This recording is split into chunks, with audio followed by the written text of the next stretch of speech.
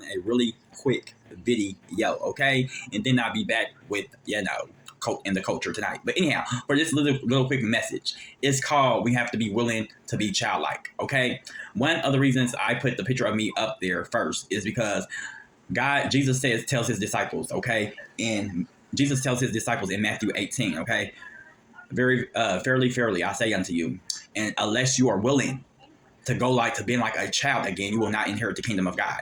And he says that because unless we're willing to have childlike faith and believe in the impossible, just as a child do before the innocence is taken from us, before the mask is placed on us, it will be hard, just like a rich man, to inherit the kingdom of God. Because first of all, you have to be willing to lose and forget everything that you was ever taught about yourself. Okay, whether if that's directly or indirectly, no matter if you place down yourself, your family, your friends, or society. Okay, only then will you be able to learn. That's like starting a new job. You don't go into a new job in training trying to override the person who's training you, whether you think you know it or not, because it's a different job, it's a different title. Okay, you learn, you be willing, you humble yourself and be willing to learn and listen. Okay, because things changes all the time. So just because you thought you knew was right, or because you thought you've been doing it this amount of years and this amount of years, don't make it completely right. Okay, so that's how God and Jesus needs us to be when we're coming to him and when we're trying to grow and learn with him. Have childlike faith. He said it. It's in his living word, not mine. Okay. Another thing I want to go into is, you see this. I'm going to tie two different stories into this video, and then I'm going to bring them all in together at the end. Okay. So, one of the things that I notice is sometimes we put stigmas on ourselves. Sometimes it's put on us by other people.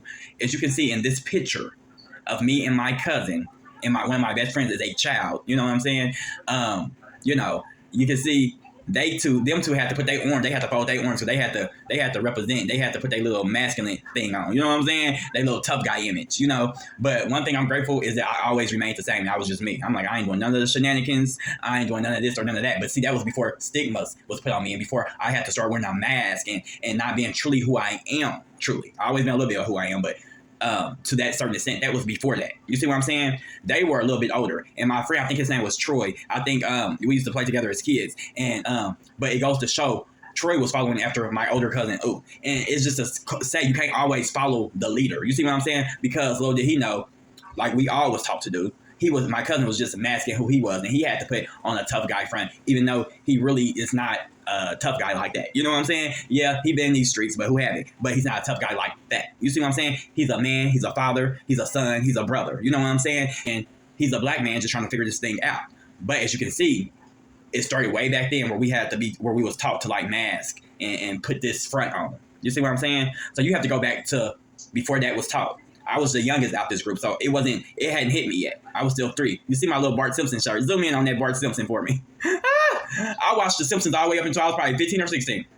I still watch them now. They come on every Sunday on Fox 59, okay? But anyhow, back to the point. And so I want to go into this next little quick story to tell you, no matter if it's from people putting a stigma on you or it's even wrote down on your birth certificate, okay? From society. So a small story. I'm going to throw my mother under the bus on this one. But my mother, Paulette, I looked on her birth certificate some years ago. And I noticed it said it was issued in 99. And I looked under the color. It said Negro. Okay, Tennessee State, Nashville. I said, Mama, girl, do they not know who you are? I don't know who they thought you were or trying to make you out to be. But, honey, clearly, that's not us, okay? And so, I'm sure Tennessee State's, the health department would feel really foolish and embarrassed by that. And lucky it ain't me, because, baby, y'all will have a lawsuit for years on out, baby, messing with me, because I'm not the one. If I sued the apartments where I got shot at, baby, I will come for you. Don't you dare put no Negro on my birth certificate in 1999 when it was reissued, okay? But despite what it said, Paulette found out who she was is under Christ, a woman of God, And so, honey, she's not that Paulette, but she's Dr. Paulette Moore, honey, with a few degrees behind her name, okay? I just want to throw that out there for Tennessee State. Do better, okay? So no matter if the stigma was put on you because of educated fools, because I call some people who's educated, they have book knowledge, but they're really foolish. That's what that was, an educated fool who would put down somebody's birth certificate in 99. So no matter if they put that on you by law or whatever, or people, places, or things, you have to know who you are, despite it all, and become everything that God says you are and were before he placed you in your mother's womb. Don't allow anybody No government, no person, place, or thing to demean you, okay? Just because it's law, don't make it right. We see that in everyday life. And so we have to be careful when we going based off of moral rules and moral laws and what society tries to say is morally correct and not morally correct.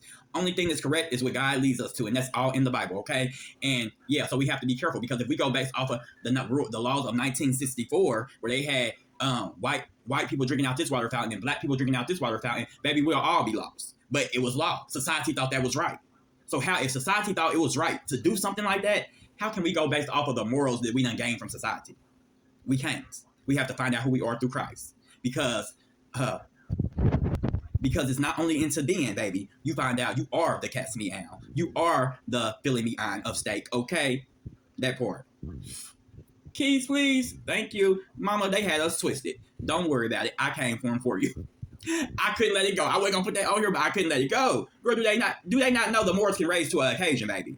Do not get us confused nor twisted, baby. We're very humble people. But when you cause us to rise on the high horse, baby, we can ride it very well. Don't do it. Thank you. Can we get the car to the front, please? Thank you. Okay, y'all. Love him and then love you. And remember and know who you are through Christ. Wait a minute. Find out who you are through Christ. Remember who you are through Christ. And walk with that boldness that he's placed inside of you. Okay? Catch me with in the culture tonight as I allow you guys to see two different men who one have did the healing and one chooses not to do the healing. But I want you to pick which one that which path that you need to follow.